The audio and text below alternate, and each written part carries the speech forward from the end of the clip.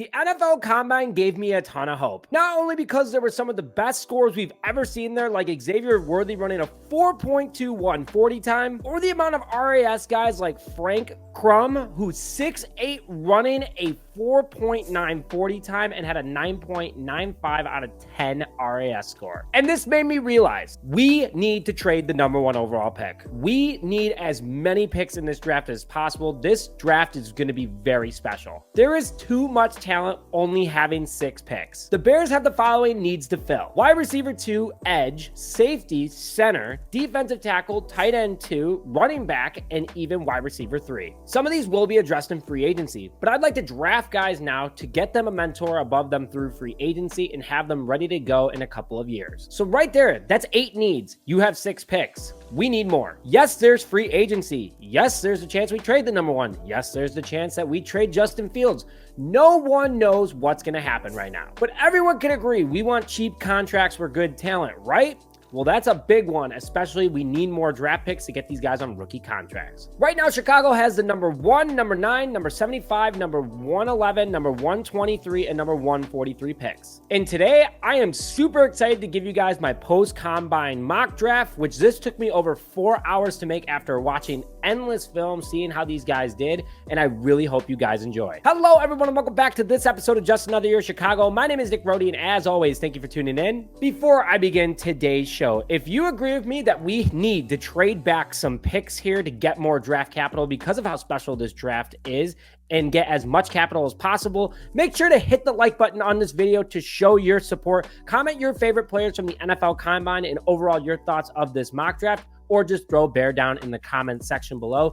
Help me get to 1,000 likes on this video, guys. I am super excited and grateful for your support, and let's get this thing started. So starting with the trade backs. Now, before I begin, I want this to be clear that there are teams all the way back to pick number 15 that are willing to send years of first, seconds, veterans, and even more. So the asking prices that I have below are not as outrageous as they may seem. And you guys will see that trading back is definitely worth it, especially in this draft. First trade back I'm doing is with the Washington Commanders, which I'm sending them the #1 overall pick, and we are receiving the #2, #36, #67 defensive tackle Jonathan Allen, and a 25 second. They will pay up for Caleb Williams. They also have a little over $96 million in cap right now. Getting rid of Jonathan Allen would put them almost at $120 million in cap. The Bears can afford him at the moment and also have him repaired with Montez Sweat, which they were absolutely unbelievable. And the Commanders can build through free agency. They don't need to build through the draft, at least this year. They can start building a solid core around Caleb Williams with good mentors and veterans to help build them up to be even better. So next year, when they go out and get more picks, bam, they're able to build this team even more. The second trade I'm doing is with the New England Patriots, where I am sending the #2 to New England and getting the #3, #34, #104, a 25 first, a 25 third, and a 26 second. Now, I know you guys are probably going, whoa, that's more than what the Commanders sent, but hang on.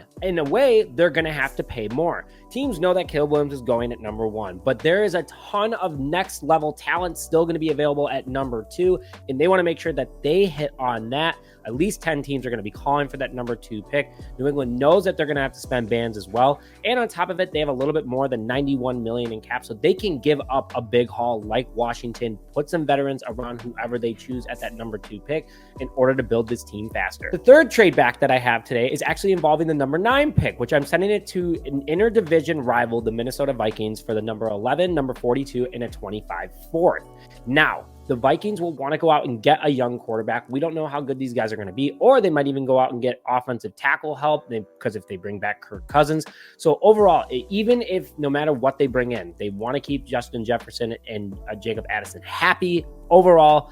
I think it's a good trade for the Vikings to move up and get the player that they want in the top 10. And then finally, my fourth trade back is with the Las Vegas Raiders, sending the number now 11 that I got for #13 and #44, so the Raiders can go out and get either a quarterback or an offensive tackle. After all that, now I have the #3, #13, #34, #36, #42, 44, 67, 75, 104, 111, 123, and 143. Come on, guys. Like, Do you see that what we can get out of this while still having more than 80 million in cap? And oh yeah, we get another first in 25. We get another couple seconds and thirds, and then we get more picks in 26. It just makes sense, and we want to build this team through the draft. We have the opportunity to make that happen. So now let's go into the draft. At number 3, pretty obvious, I'm taking Marvin Harrison Jr. out of Ohio State University. 6'4", 205, runs a 4.39 40 time, along with a 33.5-inch vertical. He's a generational type prospect. We all know that. Fantastic hands, fantastic route running, fantastic vision. Everything about this guy is fantastic. We need him to be paired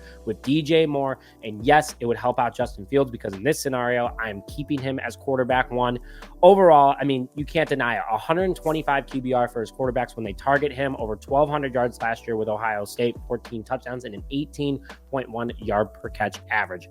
Big bodied wide receiver, spreads the offense, another target for Justin Fields, and overall, the generational piece that we need to be a Chicago Bear for a long time. At number 13 from the Raiders, I am taking edge Jared Verse out of Florida State University. The 6'4", 260-pound edge runs a 4.58 40 time, according to the combine.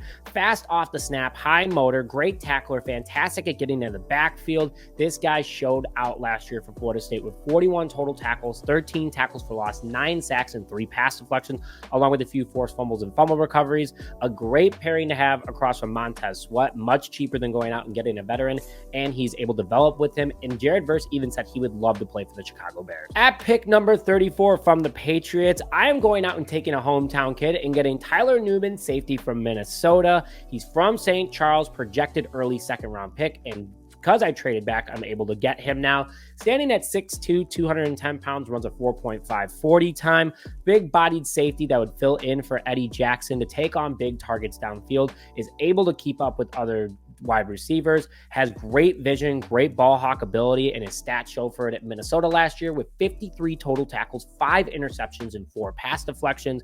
Would be another great ball hawk for the secondary, has worked with Terrell Smith, would get a good mentorship, would be familiar with this league, and would establish that very young defensive secondary and would be unstoppable for a very long time. At pick number 36 from the Washington Commanders, I am taking Jatavian Sanders, tight end from Texas. Because of trading back and getting more picks, I'm able to get that perfect tight end 2 to pair with Cole Kmet. The 6'4", 245-pound tight end is a big man that covers a lot of area and could be the next Mercedes Lewis with his size and ability and playing style. Considering he runs a 4.69 40 time for a guy that big, is able to get great separation from defenders up the middle, and is a first down machine. But why did I call him Mercedes Lewis 2.0? Because of the fact that he is an unbelievable blocker, would be great in pass and run coverage.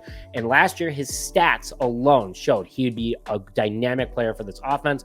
45 receptions for 682 yards, 15.2 yard per catch average, and 2 touchdowns. Extra blocker, check. First down machine, check. Red zone target, check. This is the guy I want to go out and get in the early second round and establish tight end 2. Then at pick number 42 from the Minnesota Vikings, I'm going out and addressing defensive tackle with Trevonde Sweat from Texas, another Texas guy I'm taking. 6'4", 366 pounds, has 10 3/8 inch hand diameter, a wingspan of 82 inches. This dude just bullies anyone that's in front of him. Fantastic, would be Akeem Hicks 2.0. Fast up the middle, active hands, great bounce and burst that makes him super hard to take on, and he is always double team, creating opportunities for his teammates. 45 total tackles, 18 solo, and 2 sacks last year for Texas. Would complete that defensive tackle rotation of Billings, Dexter Sr., and Pickens with Sweat. A young guy, would be on contract for the next couple of years, and great at getting to the backfield and causing havoc. So far out of all this, I've addressed that wide receiver 2 need. I've addressed the edge need, the safety need, the tight end 2 need, and defensive tackle through my first couple of picks. And oh yeah, I still have 4 more picks within the second and third rounds to go over with you guys. And before I get into more about this fantastic mock draft, please make sure you hit that subscribe button on this video. It helps out the channel tremendously. Please help share this with also other fellow Bears fans so they find my channel. Let's grow the community here at Just Another Year Chicago and help me hit 14,000 before free agency on March 13th. So now with my 6th pick and only Finally, at number 44 from the Raiders, I am taking Zach Frazier from West Virginia, the center need that I need to fill with the 6'3", 314-pound guy who runs a 5.1 40 time.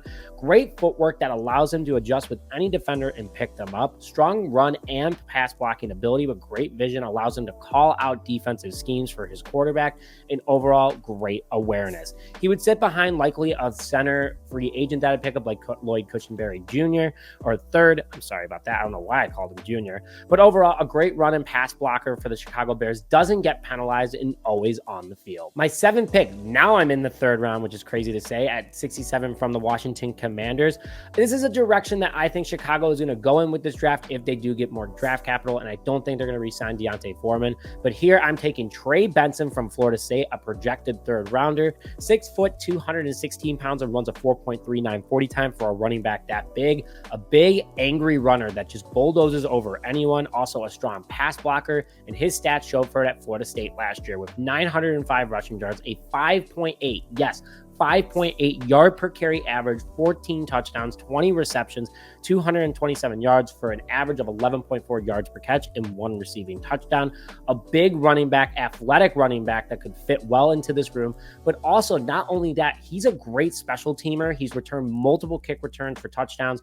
Also, on top of it, punt returner as well. Addresses 2 key areas of need. Probably wouldn't be a starter with Khalil Herbert and Rashawn Johnson in front of him, but an asset to have on the field and could be dynamic at any certain moment. At 75, a guy I've talked about a lot, and I'm going to help address even more on offense, is Xavier Legette, wide receiver from South Carolina, 6'2", 223 pounds, runs a 4.37 40 time.